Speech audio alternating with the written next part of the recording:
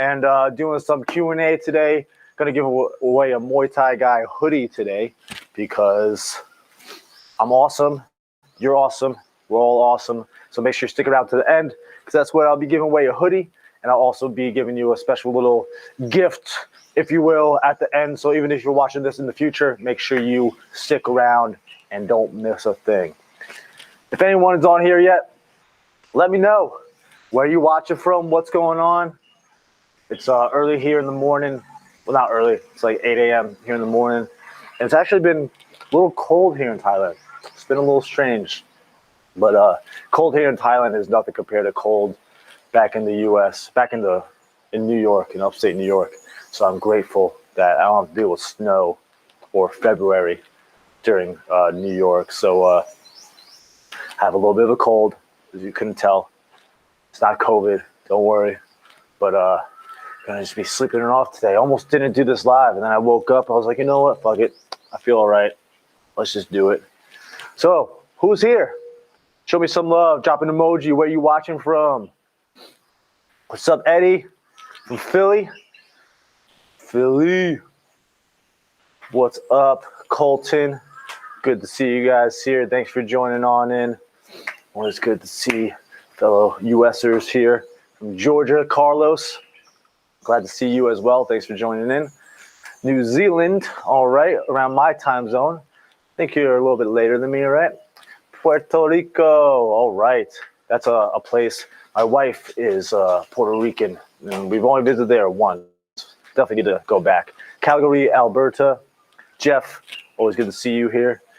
What's up, Stevie from New Zealand? We got a couple people from New Zealand.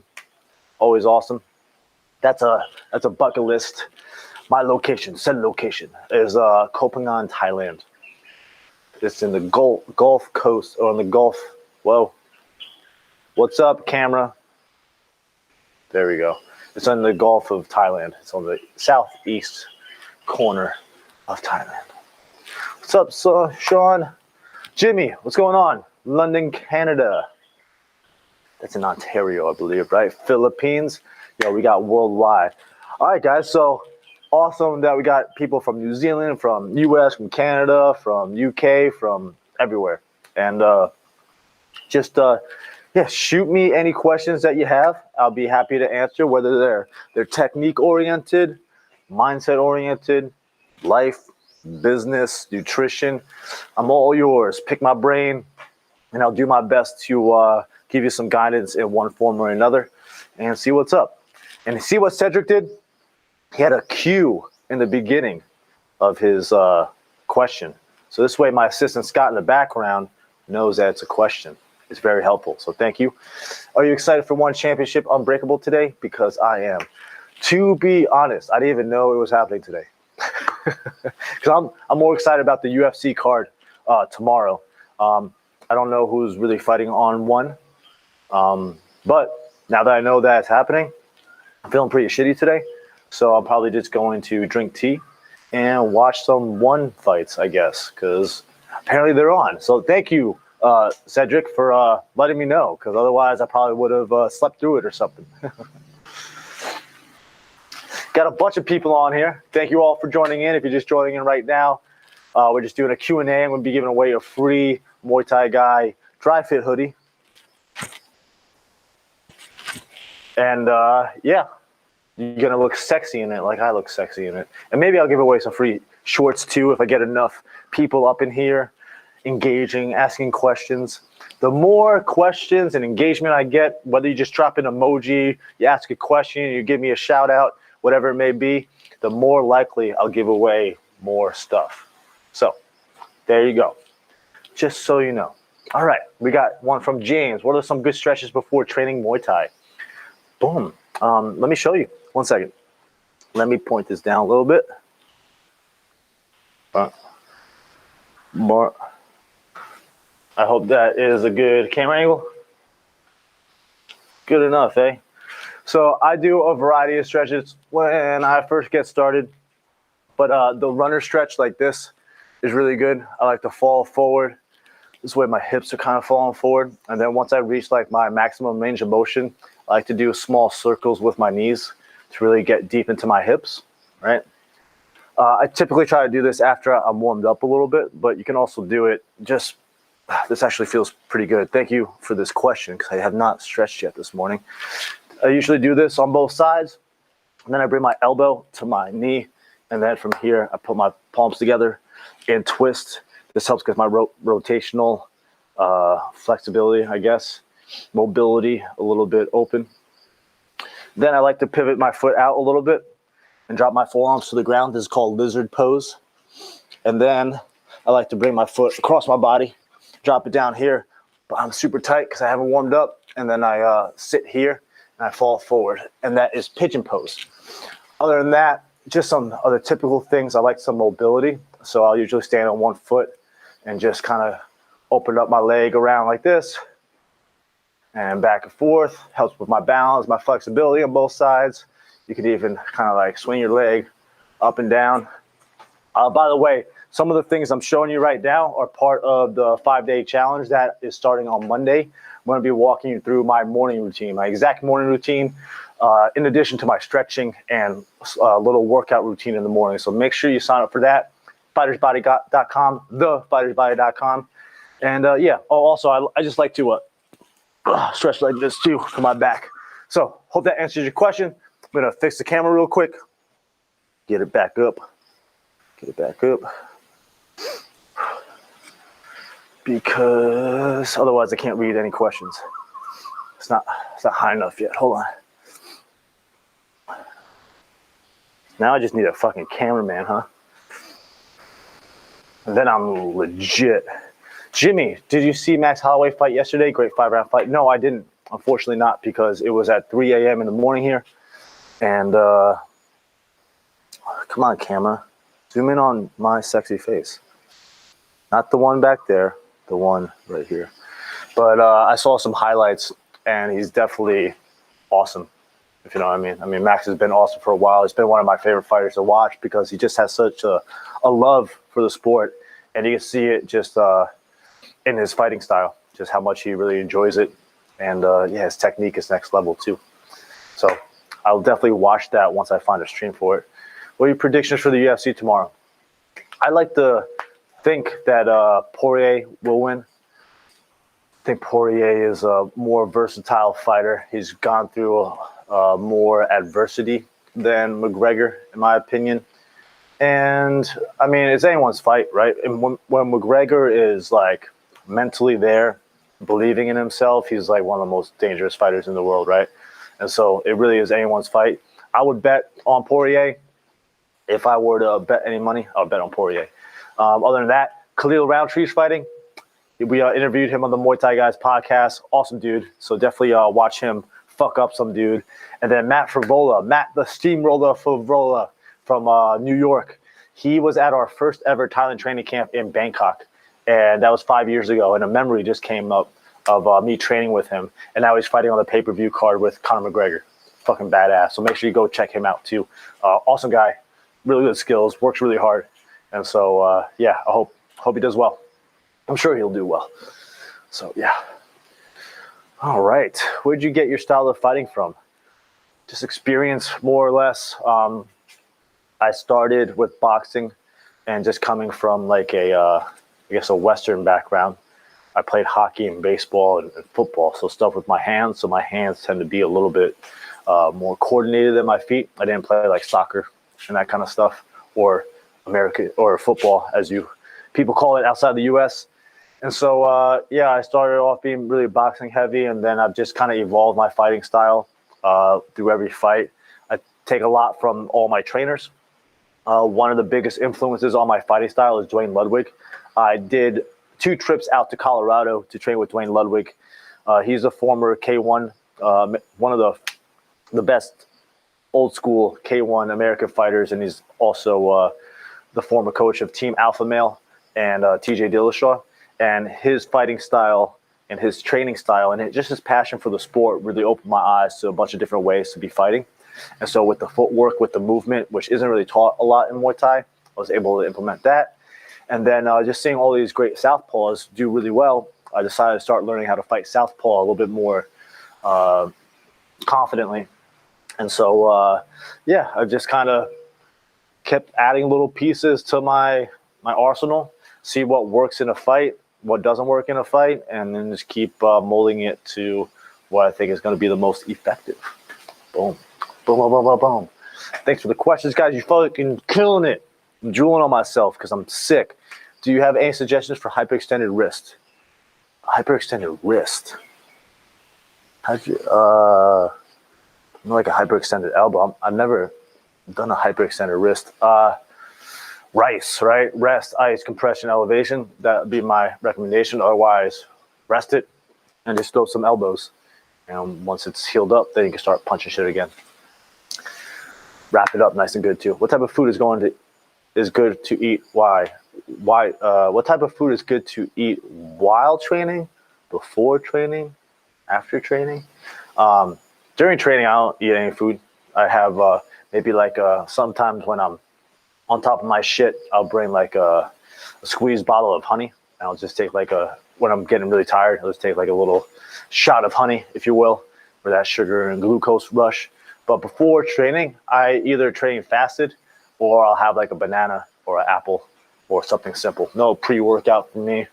Don't need that. Pre-workout is in the mind, motherfucker. And yeah, other than that, just something light. Something light, generally some type of, depending on how quickly I eat or the time difference between when I eat and when I train, either a fast digesting carb or a slow digesting carb, depending on the time frame. So, what's up? Wesley, do you speak fluent Thai? I'm debating learning Thai or Japanese. My wife is willing to go to Thailand with me if I learn the language. I want to say I'm fluent, but I can speak it. I can read it. I can understand some things. The Thai speaks so fast. You know how it is when you're trying to like understand a foreign language. It feels like they're just fucking boom, boom, boom, boom, boom. But I can speak it, and I could read signs, and I could do all that kind of stuff. You don't necessarily need to know Thai in order to live and travel in Thailand. Most Thais have some type of basic understanding of English, and you play charades, and it can be a lot of fun. But one of the ways that I learned, you can go to like verbalplanet.com or Preply, Preply.com, and you could hire some one-on-one tutors from Thailand, and that's how I've mainly learned. And other than that, there's Learn Thai from a White Guy. I know it sounds crazy, but the way he teaches it is just more easy for me to understand than when I've taken Thai classes here in Thailand and everything. But the way that this foreign guy, this white guy, taught it just resonated a lot more with me. So I was able to learn how to read Thai a lot quicker because I took his course. So there was some recommendations from me. Let me make sure I'm focused yet again. Maxwell, what's up, man? I always see you on these lives. Can show a few combos to throw with lead elbow. The lead hand is hurt, so I can't throw a punch right now.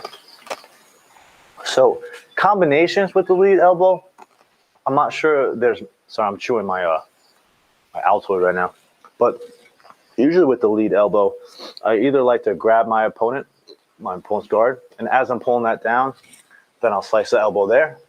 Or I can throw the jab, or just kind of extend and use my long guard, face the camera a little bit more, and then just step through with this spear elbow from here.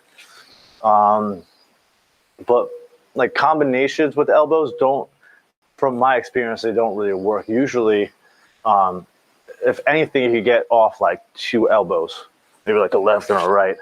But being able to throw like more elbows at once, your opponent has to really suck in order for you to just keep throwing elbows without them having any type of guard at all. So, but the thing is, with one elbow, all you need is one elbow to do some serious fucking damage. So I like to have my guard, especially if they're stepping forward at me and trying to like clinch me. Now I'll have a really strong guard. And I'll just pop that shoulder through and pop that elbow straight through the middle. Or I'll grab their guard and swing it through and try to slash their fucking face open. Muay Thai. I drink some tea.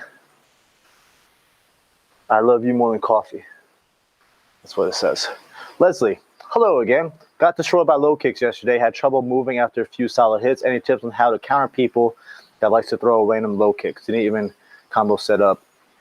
Did he even combo or set up with hands? So they were just throwing low kicks, huh? Well, definitely checking kicks is going to help. Sometimes the issue when you're sparring and you're checking low kicks is that it doesn't have the same effect because you're wearing shin guards, right?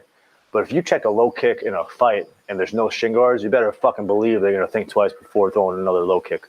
They'll still probably throw it, but they'll at least think a little bit more about it, and it'll add up if you keep blocking them.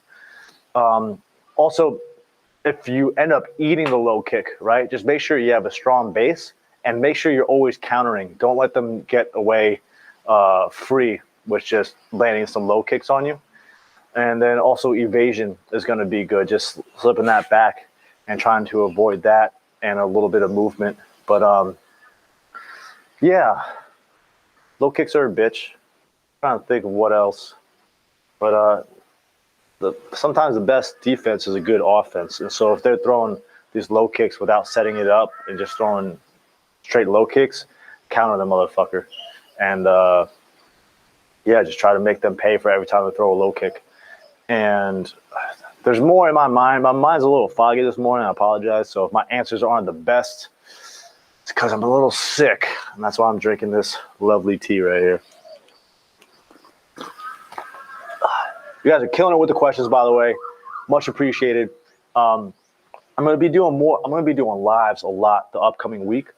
So make sure you sign up for the challenge while I'm doing these lives, though. So thefightersbody.com/challenge.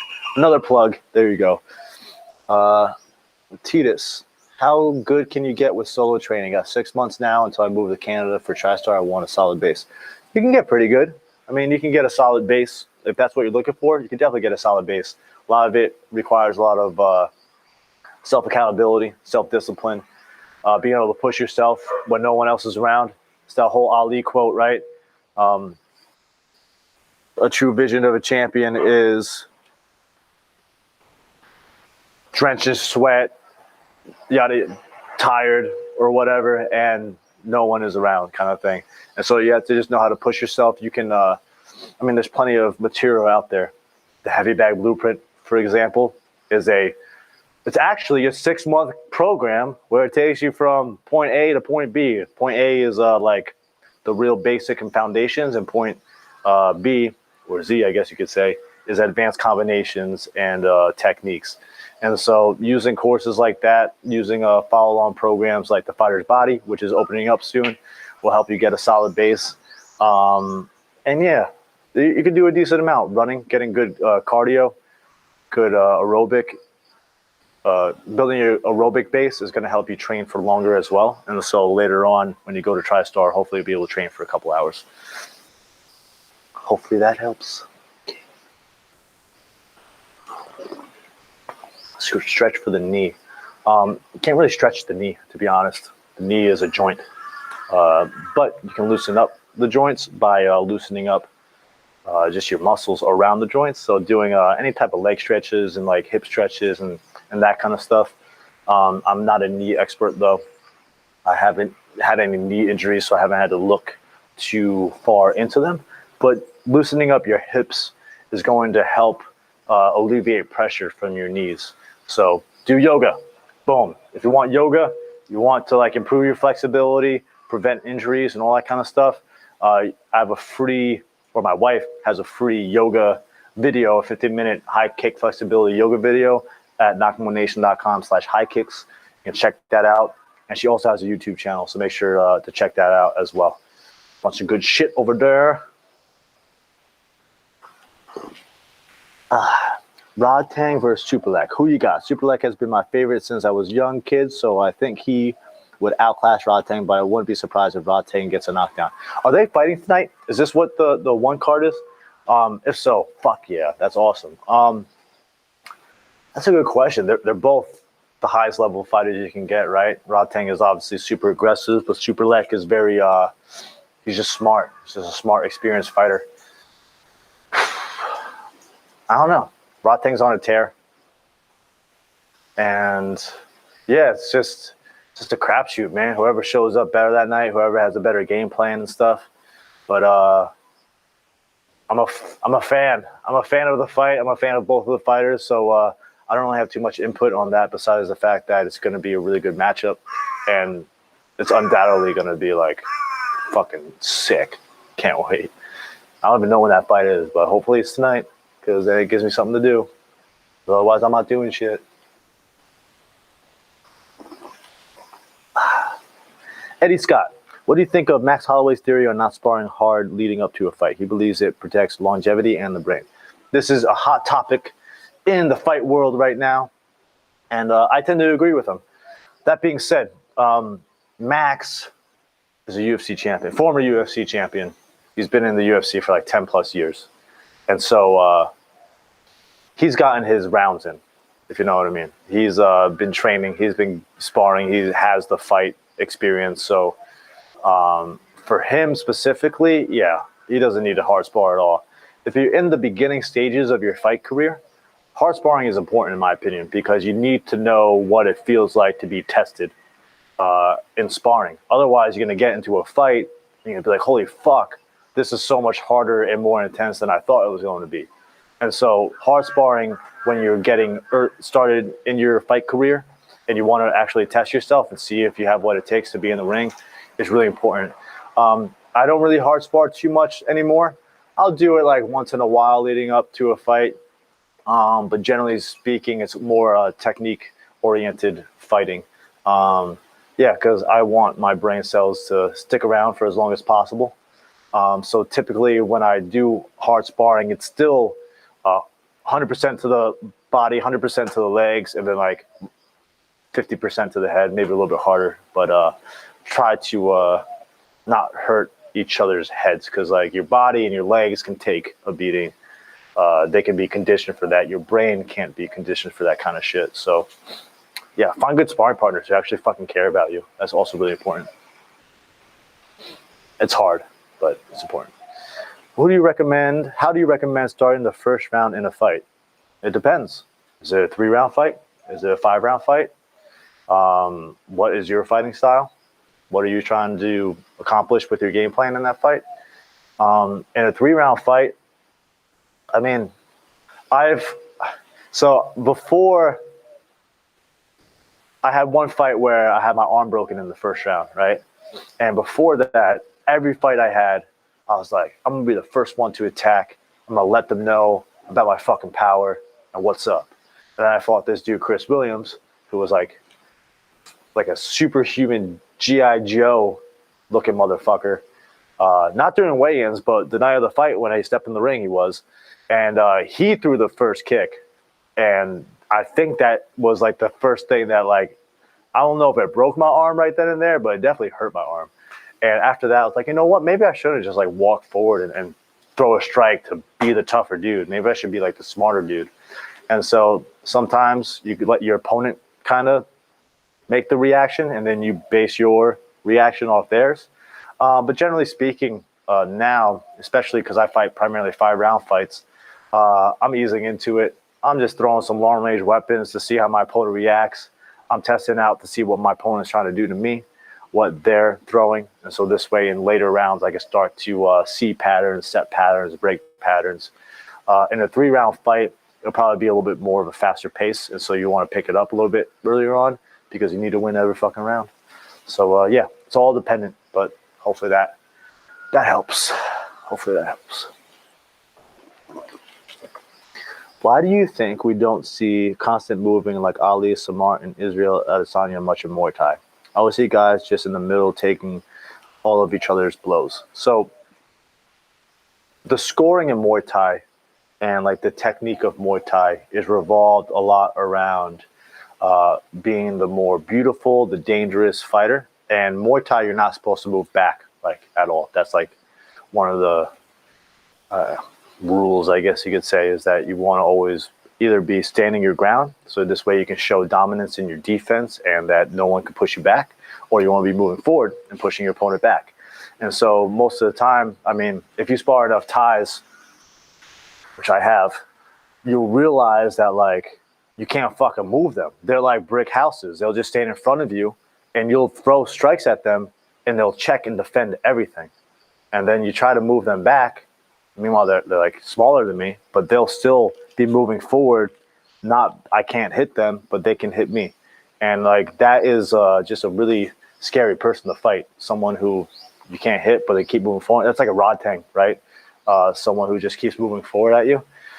There are some fighters who use footwork and everything, and bounce around a little bit more, but it's much more rare. I mean, you see guys like Sanchai and that kind of stuff do a little bit more fancy footwork and whatnot. But generally speaking, what works is the traditional Muay Thai style, and that's why so many people do it, and that's why people train it and everything, because that's what works the best.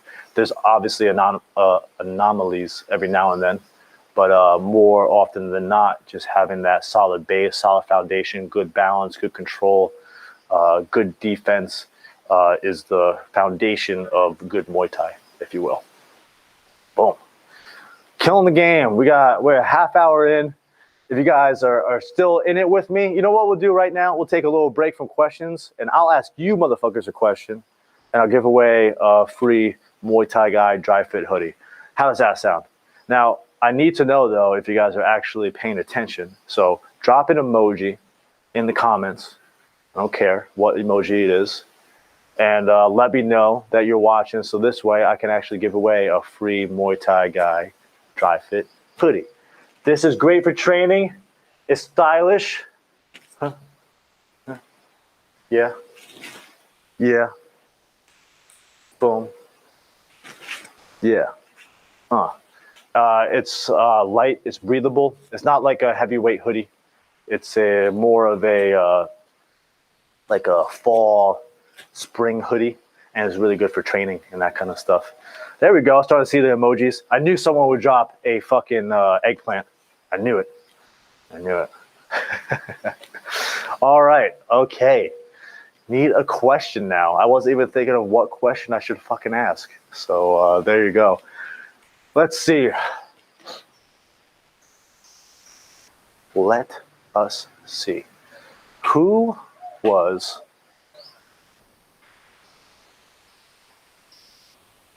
Man, I'm stumping myself right now. You know what? I'll make this an easy question. Name my two dogs. Name my two dogs. Do you know my two dogs? Do you pay attention to all my content? Do you follow me on YouTube and Facebook and all this kind of stuff? Then you would know my two dogs' names. We'll see. We will see. They're both stray dogs, or they're not stray dogs anymore. They're both somewhat domesticated. They're still pretty wild and independent, if you will. But Sandy and Alex, nope. So one is from Chiang Mai. We got her at a dog shelter there. And one is from this island. She has one eye. She's black. She's scared of everything. Sway is one. Duke was our, I guess, semi-adopted dog. He adopted us where we lived at the other house. He would always come over and just decide to hang out and eat all the food and everything. But we don't have Duke anymore. He was like a beach dog, and he was really comfortable where he was, so we didn't want to take him anywhere. And also, he was kind of an asshole. So he wasn't the best with our two girls. So we go to visit him every now and then and give him food. Sway is one, though. Sway. Sway Mak. Sway in Thai means beautiful, by the way. Sway and Dukes, Sandy, Alex. Nope. So we got one. The other one starts with a T. If that helps out at all. Starts with a T. T-I. I guess I don't say her name as much, so it might be a little tricky. Sway in one eye.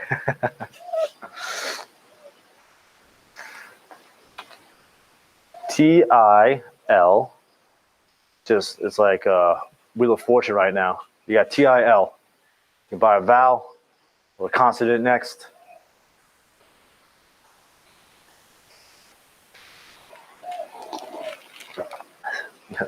T. Come on, I have faith in you guys. You can do it. Sway Antilli. Boom. Daniel. Daniel, who's the other one? Did you name the other one? Swain Tilly. Boom. James. Got it. There you go. Now, I know who said Tilly first? Daniel. Since you said Tilly first and we already got Sway, then what I'll do is, what will I do? How will I decide on this? So one of you will win. So who answers Sway and Tilly will get a free Nak Muay Nation dry fit shirt. And Daniel will get a free Nak Muay Nation shirt or tank top. Up to you. You get to decide, okay? Just email support@nakmuaynation.com. Let my assistant Scott know that you won. And yeah, hook you guys up. All right, we'll get back into the Q&A session. You guys got any questions for me? Muay Thai, life, nutrition, mindset, relationships. Yes, I can give relationship advice here as well. They call me the Muay Thai relationship guy. What do you think is the best place gym in Thailand to train? It all depends. I get this question quite often. I have a YouTube video pretty much answering this question in depth, but basically depends on your goals, depends on what you like the most in regards to the type of training, the type of environment, and a variety of other things. But generally speaking, I like Kang Sita in Bangkok. A lot of people like PK Sanchai in Bangkok. It's not a touristy gym, but it's a hardcore gym. FA Group in Bangkok. There's Chai in Pai. There's Team Quest in Chiang Mai and Lana Muay Thai in Chiang Mai and Santai, I think, in Chiang Mai. And then Phuket, there's Phuket Powerhouse. There's Phuket Fight Club. There's Revolution Muay Thai. And then here there's Diamond Muay Thai. And then Koh Samui has a bunch like Super Pro and everything as well. So it's hard to say what is the best place because I haven't been to all of these. And so it's hard to say out of personal experience, but all of them have their qualities to them.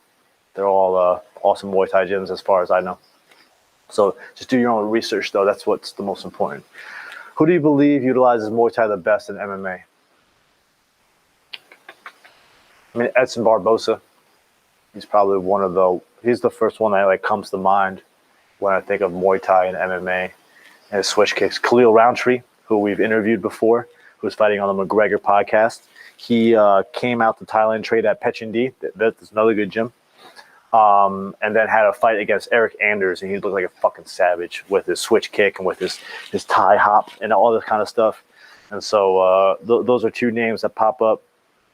Cerrone, Cowboy Cerrone, has really good striking in Muay Thai. And if anyone else comes up, I'll let you know. But those are three names. So hopefully that'll do. Jose Aldo. Hey, Sean. What's up, Clifford? At 58 years old, 100 kg and 188 centimeters. Been training for 2 years, 5 times a week. Now outgrown intermediate level, but out of my depth with fighter group, speed, and stamina-wise. How best to bridge the gap between technique versus volume more than style? Let me see. Keep that question up, Scott, so I can see what's up. So essentially, how to bridge the gap from going to intermediate to advanced. Sometimes you kind of have to jump over that bridge to get over that gap, if you know what I mean. A lot of it is a leap of faith and just kind of throwing yourself in your out of your comfort zone. If the fighters and the people in your gym are respectful and good people, they should be able to work with you. And even though they might be beating you up and challenging you, they'll help you grow in that sense. Because when it comes down to it, like even when I go into some advanced classes, I'm getting my ass whooped and I can't keep up with certain fighters and that kind of stuff as well. So there's always going to be like different levels to this shit, right? And some of the best ways to do that is just jump into that level and just try your best. When it comes to like stamina and everything, doing some type of running is always going to help with your aerobic capacity and your aerobic base. And if you have a good aerobic base, then you'll be able to recover a little bit faster, train a little bit longer, and that's going to play a role in your recovery and everything as well, because your heart rate is going to be a little bit lower, so you'll be able to breathe better and that kind of stuff. But especially since I don't know the exact 100 kg, I'm guessing, is like 220, 230 pounds and 188 centimeters tall. I'm guessing is like 6 foot, I don't fucking know, 3, 4. So you're a big guy, right? Use your range, use your power, especially if you're going against smaller guys. Just like conserve your energy and just be a little bit more picky with your strikes and everything as well. But and I know you're 58. Fucking good on you, man. Good on you for like sticking with it first off, and then also willing to challenge yourself by going to a higher level of Muay Thai training. That's awesome. Most people make excuses, but yeah, I would say just like talk with your training partners and stuff too, and let them know that you're trying to improve. Give me a second. Oh, it's getting a little hot. And yeah, hopefully that helps a little bit, gives you a little bit of guidance. Yeah, Muay Thai is not easy, especially when you're trying to get better. You have to keep just challenging yourself. It's like forever challenging yourself. It can get pretty tiring and frustrating, but that's how you grow. And so, yeah, keep doing that. Gotta sneeze. Oh. Nope. I feel like it's there, and it's like not coming. Will, can you talk a bit about your weight cutting process? What do you feel is the most important part of the cut to stay safe and be strong before the fight? Sure. So typically, I just some context. I weigh about 165 when I'm just like walking around, living normally, and then I fight typically at like 145, 147. So, in other words, kilograms, right? That's what it is, kilograms. I weigh about 73, 74, and then I cut to anywhere between 65 and 67 usually. Oh, this nose, man, I'm about to sneeze. So first off, the most important thing I think is getting an understanding of your nutrition and how your body reacts to certain diets and certain foods, and being able to like shed off a decent amount of weight before you get to the part. I swear to God, I just need to sneeze, and it's not doing it. What was I saying? Yeah, you need to. I usually start the diet about 2 or 3 weeks out, maybe a little bit longer, depending on the fight and everything. But this way, I can just shed a little bit of body fat, make sure I'm adding a little bit more cardio, getting my body used to sweating a lot. But that's kind of comes with the territory of just training.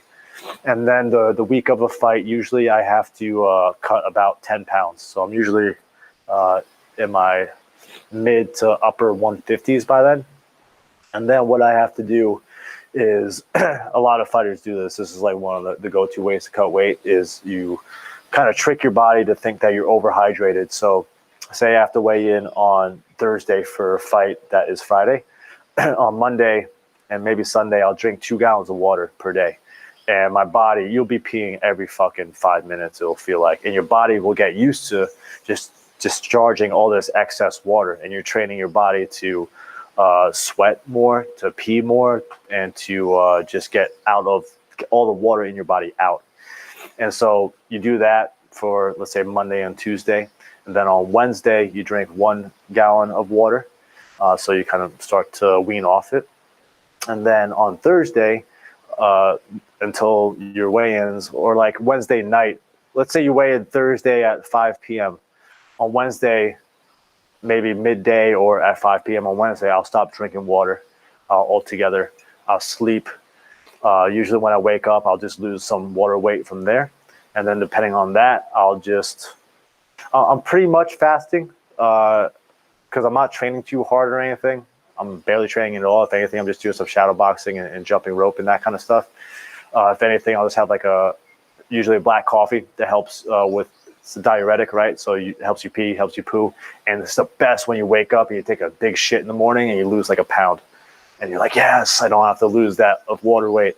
And then, yeah, typically I use either the sauna or a hot bath to cut the rest of the weight. I'll make sure to do a little far ahead of time. And yeah, I try not to cut too much weight. Usually it ends up being about like 6 or 7 pounds that I have to cut. And it's bearable. I mean, it sucks. It fucking sucks. Like, it's never fun, but it's bearable. I can't imagine cutting more than like 10 pounds of water weight at once though. So, and then after I rehydrate, I drink a lot of electrolytes, get the fluids back in me, and then start to eat little by little and get my body back used to food and water and that kind of stuff. So hope that gives you some insight, Will. Hope that helps. Weight cutting sucks. It's the stupidest fucking thing. Joshua, how have you coped with staying consistent with training and also dealing with injuries? What are some self-care suggestions? So one of my ways to take care of myself is to train. And whether it's myself, like doing solo training in my own place or going to the gym or working out or running, I'd like to stay active. If I'm not active, then after 2 days of not doing anything, I start to lose my mind a little bit and feel anxious and feel depressed, and I just don't feel good about myself. So I make sure to always stay active in one form or another. It doesn't necessarily have to be training. Maybe I'll go for a hike in the mountains. That's one of my best recommendations for self-care. Just go out in nature without your phone, without music, without anything, and just fucking be, you know? When it comes to injury, usually I try to work around the injury as best I can. Obviously, it depends on the severity of the injury. But for the most part, if I still have my legs, if I don't have a knee injury or broke my leg, I'm always running, biking, doing something, kicking. If I end up hurting my leg, then I would still try to maybe do upper body strength just to get that dopamine rush and endorphins and just feel a little good, you know? But to stay consistent, it's just like you don't always need to like push yourself. You don't always need to kill yourself. You could just do it for fun sometimes, you know? As a fighter and knowing a lot of fighters, we're always trying to improve. We're always trying to get better. And yeah, you are, right? But sometimes the way to get better is just showing up and having fun and enjoying yourself. And so I like to just take it easy sometimes and not work out super intense or train super intensely. And this way, I'm not resenting training, because I've gone through so many times where I've kind of resented Muay Thai because of how much it burns me out. And so in order to avoid that, I just make sure that I'm listening to myself, listening to my body. At a point, though, when you're training hard for a fight, you kind of have to hate training, because you have to be training so hard and fucking working so hard that you're like, fuck this sucks. But that's another story. So hopefully that helps. You guys have really good questions. I'm really appreciating these questions. They're making me think a little bit more deeply than normal. I like it. So yeah, appreciate you guys. Appreciate you all jumping on here, having fun with me. This is Friday morning for me. I know it's Thursday night for a lot of y'all. And so yeah, just appreciate you spending your time with me as I sip my tea. And yeah, so what time we got? We got another like 15 minutes, okay? Andy, what's up, homie? Good to see you on this live. Are you still thinking of moving to Phuket and training at Powerhouse? I saw the Fighting Pharaohs unfortunately had to hand over the keys to the gym. Will that impact your decision? Yeah, we're still, Liz and I have been thinking a lot recently about what our next move is, what our next steps are. And we're trying to figure out the best option in regards to just lifestyle. And also, we would move to Phuket mainly for the training, because the training here in Koh Phangan is pretty non-existent. I mean, there's Diamond Muay Thai and a couple other gyms, but in regards to the level and intensity and the drive that people have at the gym, it's not the level that I needed in order to be at the level that I want to be. So we're still considering going out there. The Pharaohs moving from Powerhouse does kind of affect my decision of wanting to go to Powerhouse, to be honest. But I know they're still doing a good job. I know the owner, Jack, is really just dedicated to helping the fighters there. I know I have a bunch of old training partners who are training there. Phuket Fight Club is also on the list, and Revolution Muay Thai is also on the list. But I'm also considering just staying here and then essentially just hiring a team of personal Muay Thai trainers for myself that I can spar and get pads with. And because we really enjoy it here. The lifestyle here in Koh Phangan, it's super quiet. It's a good community. We've been more a part of the community recently. The food's good. The lifestyle, our dogs are really happy here, which is really important to us, as one of my dogs, Sway, is just eating grass in the distance. But they get to roam free and everything. They don't have to worry about cars, or they have their own territory. So the dog's happiness is pretty important. So yeah, right now we're going to be here for another couple months, and then because our lease is for another couple months, and then we'll figure out where we're where we're going to go from there. Thanks for the question, Andy. Hope you're doing well, man. Always good to see you on these lives or just comments and that kind of stuff. Really appreciate your just engagement with the Nak Muay Nation community, whether it's the fighter's body or the heavy bag and that kind of stuff. You're a motherfucking savage. So well done. What else we got? What else? What do you do if you get sick when a fight is super close? You're like, fuck, that sucks. No, you just try to get better. I mean, I've been sick a couple times before fights, and I've had injuries before fights sometimes as well. But yeah, just try to take care of yourself, right? Go to the sauna, drink a lot of tea, take some medications that you need to take, and all that kind of stuff. But yeah, it's never fun to get sick before a fight, but just suck it up, try to improve. It's a hard balance to find when it comes to like, should you be training really hard when you're sick, or should you be trying to recover when you're sick? And these are things that you just kind of have to be your own coach in a sense and figure out what works best for you. And so, yeah, it's trial and error, unfortunately. It's just one of those things. Eddie Scott, another question. Is meditation part of your Muay Thai training? If so, when and where do you fit it in? Absolutely. So, again, I'm going to plug thefightersbody.com. Sign up for the 5-day challenge because I'm going to be going a lot of mindset-specific tips to stay motivated, to stay focused. And I'm going to go over specifically like what I do for meditation and my morning routine and that kind of stuff. And I think it'll be really valuable for you all, whether you're trying to become a pro fighter or you're just trying to get in better shape and live a better life. Everything inside there is going to be next level stuff. So make sure you sign up for that. But yeah, I meditate every morning.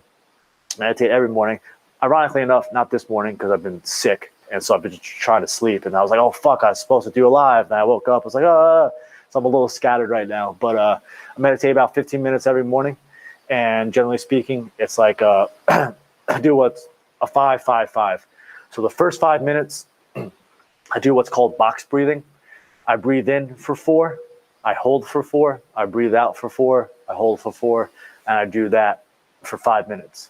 Then the second 5 minutes, what I typically do is some type of positive mantra, depending on the day, depending on the week.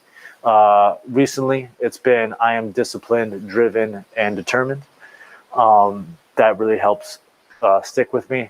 I've also had things, mantras that are more specific to maybe my relationship with Liz or my work or anything else that is just feeling right to me. I'll use that for my mantra for the morning.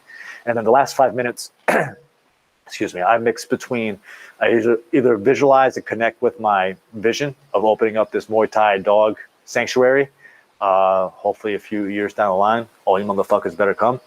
Or I connect with my day and kind of walk through my day and ideally how it would work out just perfectly, step by step, what a perfect day would look like.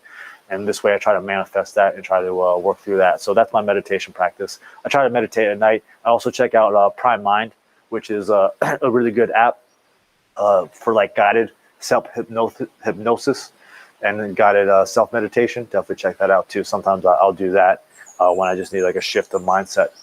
Good question. Mindset is so overlooked. It's so fucking overlooked. People say, I'll answer your question in just a second, duology, but everyone, you hear the saying like fighting is 90% mental and 10% physical. Yet no one like actually structures their training anywhere around their mindset. They don't have like a block of time to work on their mind.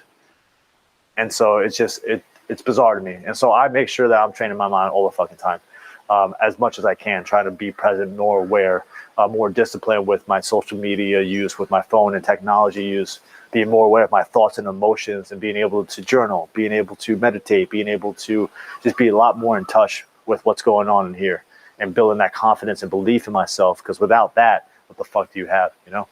All right, duology, what's up?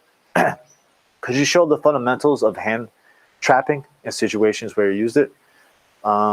Sure. It's kind of hard to do it without someone to actually hand trap. But essentially, you're just patting someone's, like you can either grab someone's glove or hand and pull that down and then come with the elbow, or pat it down and come with a punch. You could also, so there's a couple ways. You can come on the outside, right? You can come out outside, pat down, and punch on that same side. Outside, elbow or punch, outside punch. Or you could go in the middle of their guard and pull down their glove and then wind up for more power strikes. So I can also throw a cross, pull down their glove, and come with a hook. I can throw a jab, pull down their glove, come with a hook or a cross. And so it's just a matter of kind of getting a feel for what your opponent's guard feels like. And if it's really tight, then obviously you can't pull it down as much. And so I'll use that. So if their guard is tight, I'll grab their arm, and they're strong, right? So I'll use it as leverage to pull into a knee or to pull into an elbow and try to break their guard. And so I really like hand playing with hands. Sounds fucking weird, but I like hand trapping and that kind of stuff. I've used it in fights a couple of times. You could just, if you watch some of my fights, you'll probably notice me use it on occasion. But it definitely is something I want to be more of a part of my game because it's so effective. And also you could hand trap and then come with like a head kick over top. You see a lot of people do that, is that they'll grab the hand, pull that down, and as they're pulling that down, the head kick will come over. I'm not going to throw that right now because I'm not warmed up. Good question. These questions are fucking killer. Yo, I love all y'all. I love all y'all. Thank you so much. Like, I love my job. This is my job. Can you believe this? This is my fucking job. It's fucking nuts. And it's all because of you guys. So I really appreciate that. Like I was saying before, my goal for all this, obviously I want to become a professional champion here in Thailand. But I want to become a champion more so to give myself even more of a platform to have the type of impact that I want to have. Whether it's with like fitness and helping people change their lives through Muay Thai, or it's opening it up this Muay Thai yoga resort that's also an animal sanctuary for stray dogs, for rescued elephants. We even want a fucking tiger one day to rescue a tiger from a zoo or something. But that's the goal. And it's going to be an eco-friendly resort. It's going to be just a wonderful place to come. We want to build a really like-minded community of just passionate, motivated people who care about the world, who care about animals, who care about their health, their training, their fitness, their mindset, and that kind of stuff. And so that's the goal. So anytime you're on one of these lives, you buy a Nak Muay Nation shirt, you watch any of my videos, you support me in any way, just know that it's all going to that in one form or another. And so I greatly appreciate that. And yeah, I don't talk about my goals, my reasons for doing this often, so I figure I share that with you. How old were you when you started training? So I started training Muay Thai when I was about 19 or 20. I did boxing when I was about 17 or 18. My timeline of things is so bad, man. I couldn't even tell you. But generally speaking, I boxed for like a year before jumping into MMA. And then MMA led to Muay Thai. And then Muay Thai led to Muay Thai Guy. But yeah, I had my first fight when I was either 20 or 21. But I started training when I was either 19 or 20. How many women do Muay Thai? All the women do Muay Thai. What kind of question is that? All the women fucking. How many women? I don't fucking know. How many women fucking do Muay Thai? How many men do Muay Thai? How many transgenders do Muay Thai? Ask better questions. Wesley, what's the best way to leave a gym you've trained at for 5+ years when you like the owner but are looking for something different? Honestly, and just like if there's one thing that I've learned about dealing with people and just life, it's just like be honest. Just tell them what's up.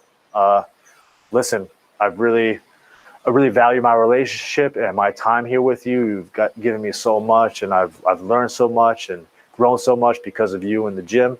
But I just need a little bit of a change of environment, a change of pace, and just new eyes on me. And it has nothing to do with you. It just has to do with me and my journey and wanting to experience something else. Because I'm a big fan of diversity. This is me speaking personally.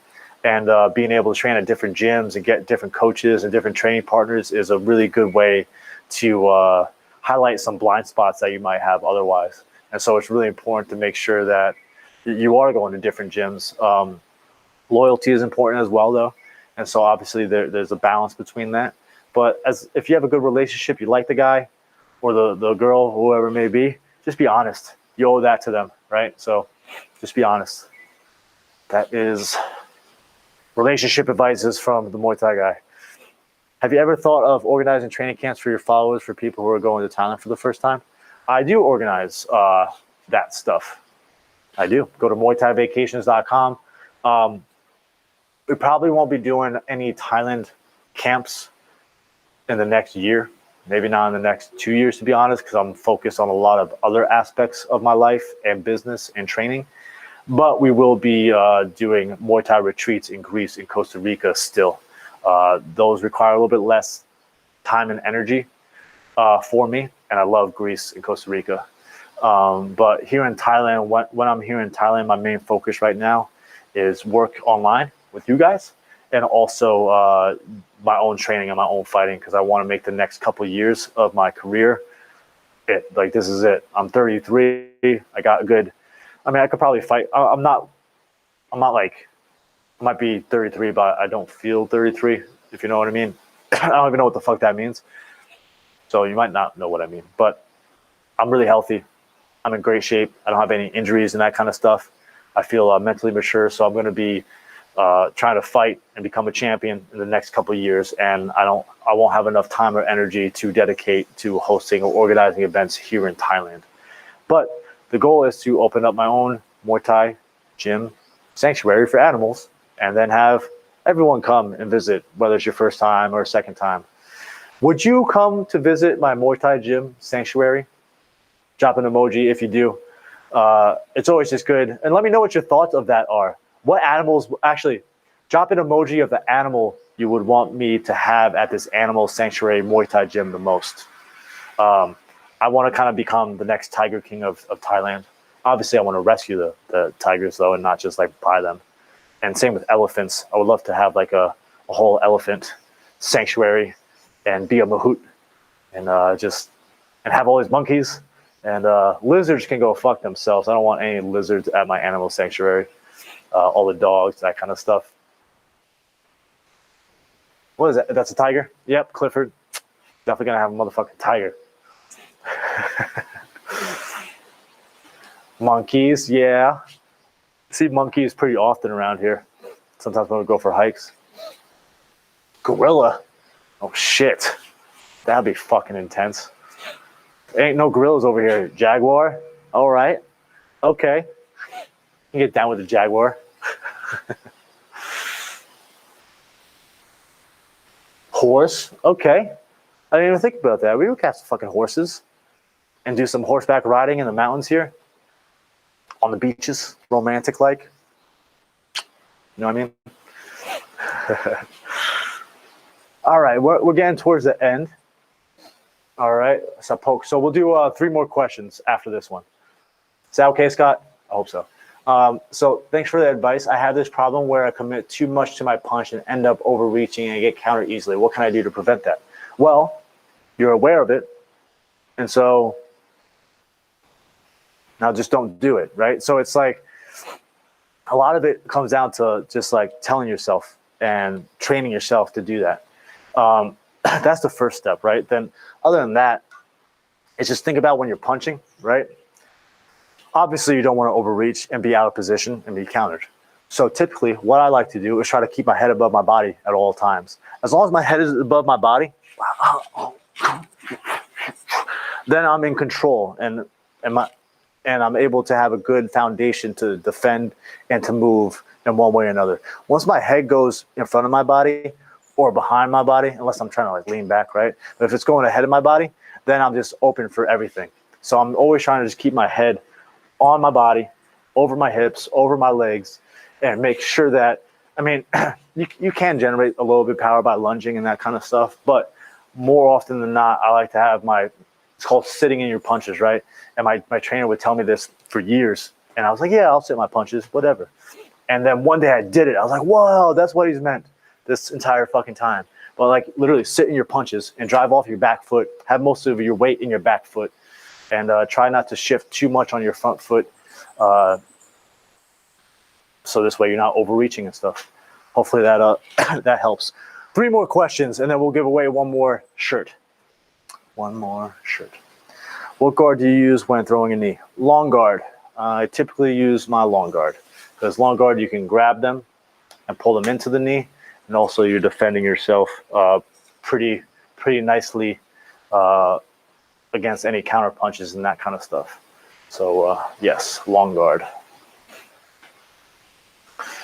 Blair West, how many fights did you have till you went pro, and how did you know when you're ready to go pro? I have had 50-ish fights MMA and K1 and kind of told that it's still a low number. They ain't a fucking low number. You have more fights than me, motherfucker.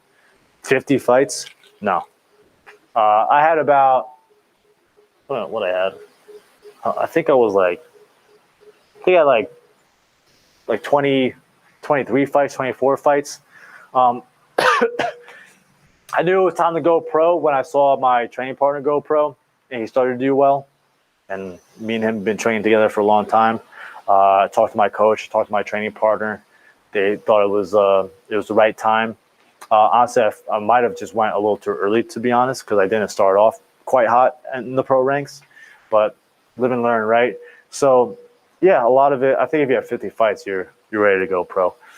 I know a lot of Europeans like to have a shit ton of fights before going pro, but it's based off.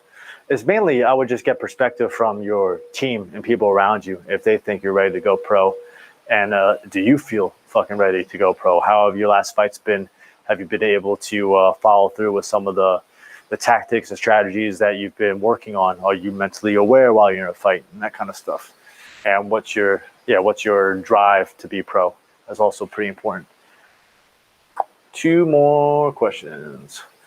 What's your thoughts on choosing a weight classes to compete? I'm naturally 145. I walk around that weight, and I compete at 130 before I felt depleted. I want to compete at 145, but I feel I'm not sure what the rest of it is, but I'm assuming that you'll feel small for that weight class, and you will. If you fight at 145 and you walk around at 145, it will be tough because you'll be fighting guys like me, and I'm 165, so I'll have 20 pounds on you, and so it's a little difficult.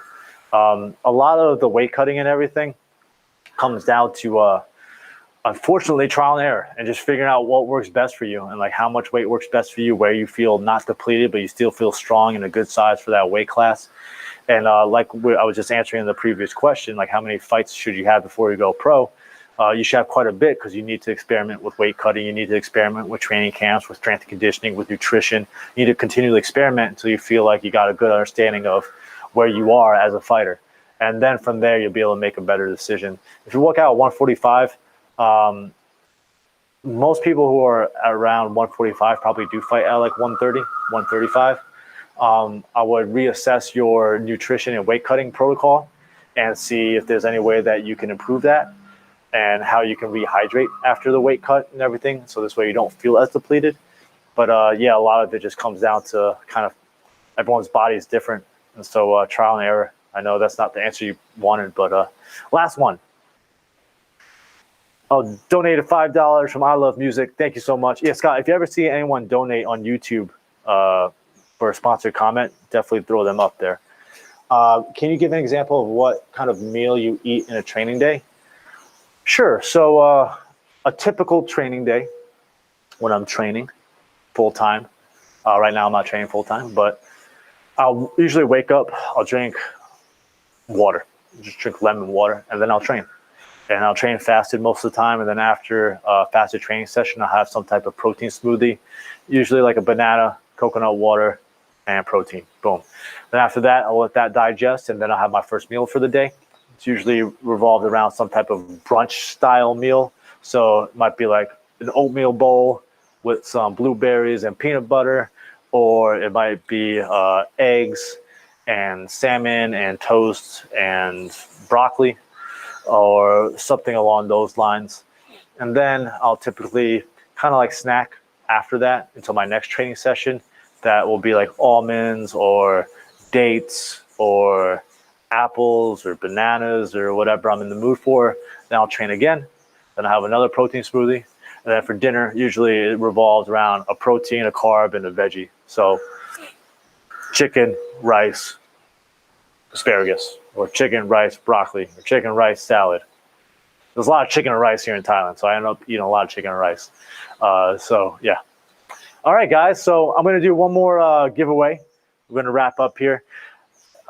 Thank you all for the questions. I'm sorry if I did not get to your question. I really do appreciate every single one of you.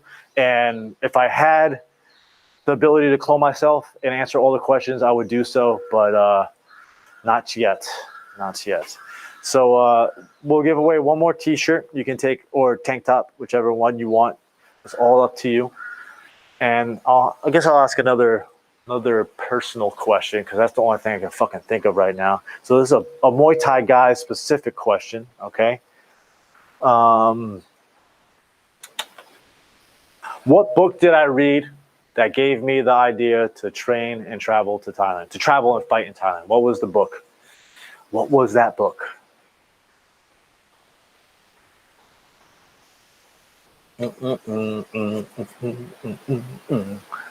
got the answer? Who got it? Who got it? Anyone got it?